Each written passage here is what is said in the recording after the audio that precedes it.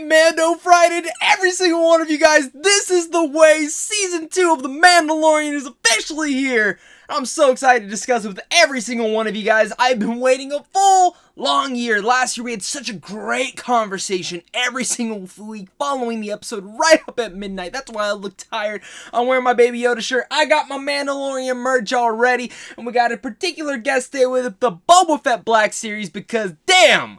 A lot of stuff, a lot of balls dropped on this one. What a fantastic return to The Mandalorian it truly was here. This will be a full spoiler review / recap of episode 1 for season 2 or chapter 9. As well, guys, if you guys are new here and you guys just love talking Star Wars, or in general, if the Force is with you and you guys know that this is the way, make sure to hit that like and subscribe button so we can keep talking The Mandalorian every single week. And in general, just keep talking Star Wars. I love talking Star Wars and I want to keep talking it with you guys down below in the comment section. So also let me know down below what your guys' thoughts are on this episode, and in general, what are your theories for next week's episode and the future coming. God, I get so antsy when these episodes start to come out, and the fact that this one was a lot longer than we initially knew it was going to be, because last year, you know, most of the episodes were around 30 to maybe, if we got lucky, a little bit longer than that, and a lot of us wanted it to be longer, and definitely going into this, I was seeing that longer runtime, I'm like, alright, that's awesome. But the thing I really want to be very excited about is because we got a lot more to this episode than I expected. And when it came to The Mandalorian Season 1, one of my issues was that some of the episodes felt a little bit too short, especially when it comes to character development. And something big in here was Cobb Vanth, which we'll get to, but we actually got a little bit more of his backstory than we expected to, or initially that I expected to, because he is from the novels, and seeing Timothy Olyphant play him, there are some leaks that came out earlier this year about certain things that we were expected to see. Most of those, for the most part, are coming to light, and we're going to talk about all those today, but again, what just an awesome episode to open up with. Again, opens up with this, you know, he's trying to find out where the Mandalorians are, establishes what the story is for this season initially, but also adds in just a little bit more as we're going further into this. You know, he goes in that art, like the underground fight scene. We see some fights going on, and you know, we got a lot of that from the trailer because Baby Yoda is obviously the most adorable thing in the world, right? Baby Yoda, he's been reviewing it. He's going to be reviewing me. This is my guest every single week. The child himself. And, you know, he very much throughout this, he has his cuteness, he has adorableness. We see him popping his head out here and there, making his little baby noise, and just putting a big smile on my face. But of course, we saw it from the trailer when he hit the thing, closes his little capsule, and the Mandalorian kicks some ass in there. And of course, Ludwig's score is just blaring in the background, which again, tell me I'm not the only one that's just sitting there like jamming out, clapping, and getting all excited for this, because that score hypes me up. It reminds me of something from Krayt and Rocky, but at the same time of all those elements, I'm just getting hyped out of my mind because it is The Mandalorian. That opening action sequence was awesome, and the way that it's able to establish everything that's kind of going on. Now, moving of course in there, he defeats everyone in there, moves a little bit further, ties the guy up, and says, "Where's the Mandalorian that you know?" He says Tatooine, and it opens back up, and he shoots the light, and those little weird, crazy demon dog things come out to kill him.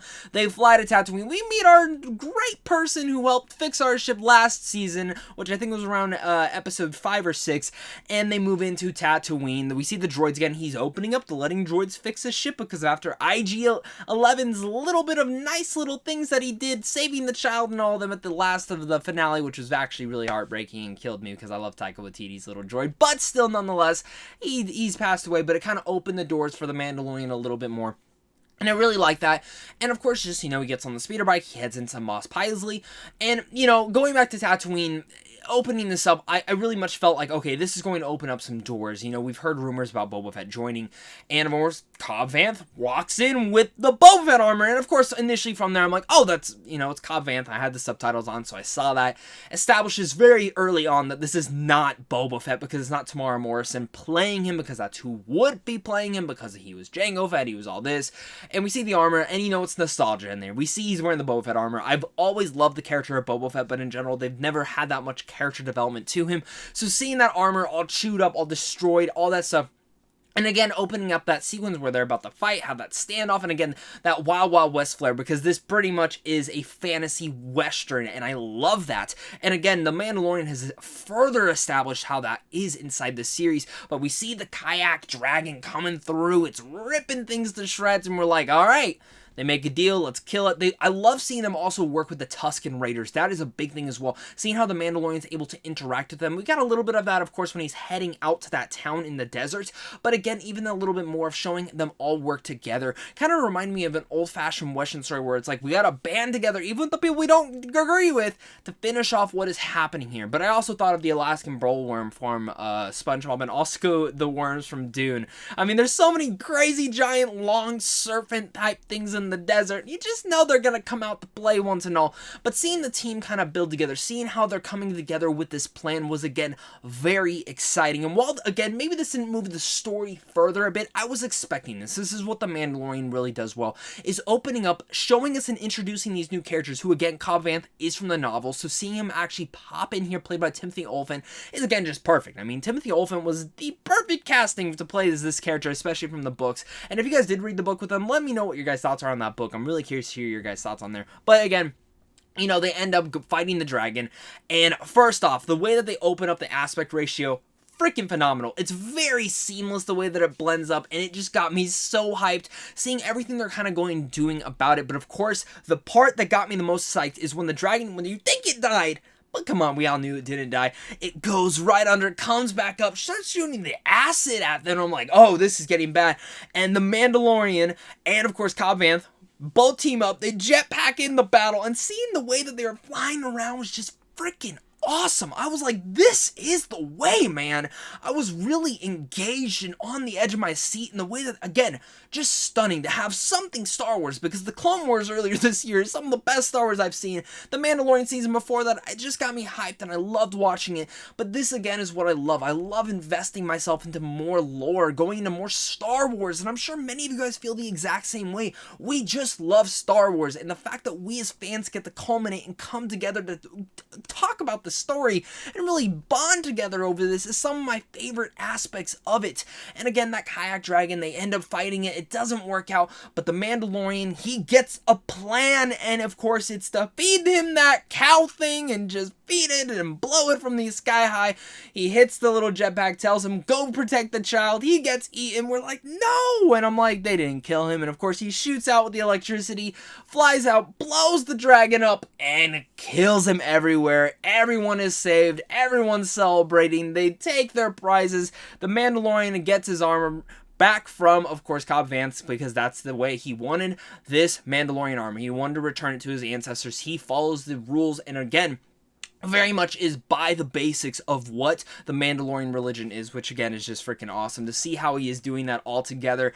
And, you know, he gets that, puts it on his thing, drives right off, and of course we see the guy hooded and all, and I'm like, alright, it's Tamara Morrison, come on. Like, you're gonna tell me that that's not gonna be Tamara Morrison, and it turns around and it's Tamara Morrison. Now, many people maybe are a little bit, oh, is that gonna be Captain Rex? I would go as far to say it's not gonna be Captain Rex. I think we still see Captain Rex this season, but I don't think this is him. I think this is just plain Boba Fett, and I think that is Boba Fett, who now is going to want his armor, and I think that's going to tie into next episode. At least that's what I hope. I hope this is more of a structure type thing where every single episode leads to the next one, where last season was a little bit more a side story here, and I think overall it worked, but I think this season that's the way they got to do it. Plus, they got to finish up, you know, that ending from the last Tatooine episode with the assassin, who we know Fennec is not dead. You don't bring that actress in and then have her just die off screen.